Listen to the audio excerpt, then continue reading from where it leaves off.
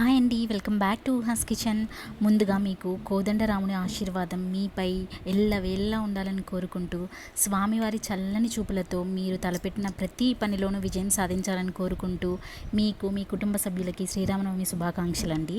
So ఈరోజైతే మేము శ్రీరామనవమి మా ఇంట్లో ఎలా సెలబ్రేట్ చేసుకున్నామో ఒక చిన్న మినీ బ్లాగ్లో చూసేయండి.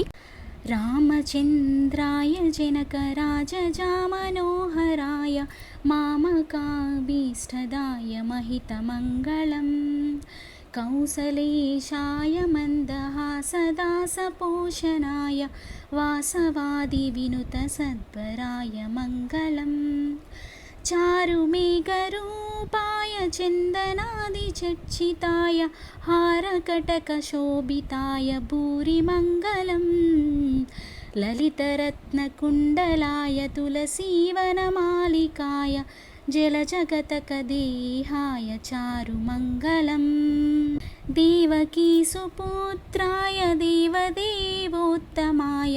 चावजातगुरुवराय सर्वमङ्गलम् विमलरूपाय विविधवेदान्तवेद्याय सुमुखचित्तकामिताय शुभगमङ्गलम् रामदासमृदुलहृदयतामरसनिवासाय स्वामिभद्रगिरिवराय सर्वमङ्गलम् रामचन्द्राय जनकराजजामनोहराय मामकाभीष्टदाय महितमङ्गलम्. సో ఇక్కడైతే వడపప్పు, పానకం, నిమ్మకాయ పులిహోర శ్రీరాముల వారికి సమర్పించి మా పూజ అయితే కంప్లీట్ చేసుకున్నామండి. సో ఏ రోజు ఎంత బిజీగా ఉన్నా కూడా పండుగ రోజు మాత్రం నేను, మా బాబు ముగ్గురం కలిసి కూర్చొని పూజ చేసుకుంటామండి. చాలా ప్రశాంతంగా ఉంటుంది. తర్వాత పూజ అయిపోయిన తర్వాత హారతి తీసుకొని ముగ్గురం దండం పెట్టుకున్నామండి.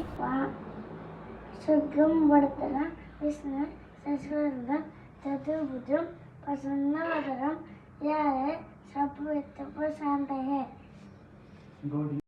ఇంట్లో పూజ అయిపోయిన తర్వాత కాలనీలో అరేంజ్ చేసిన సీతారాముల వారి కళ్యాణంకి వెళ్ళామండి. అక్కడే కళ్యాణము, తలంబ్రాలు అన్నీ చూసిన తర్వాత అక్కడే అన్నప్రసాదాలు కూడా స్వీకరించేసి తర్వాత ఇంటికి వచ్చేసాము. మీరు ఈ శ్రీరామనవమి ఎలా సెలబ్రేట్ చేసుకున్నారో నాకు కమెంట్ బాక్స్లో కమెంట్ చేసేయండి. Thank you for watching my video.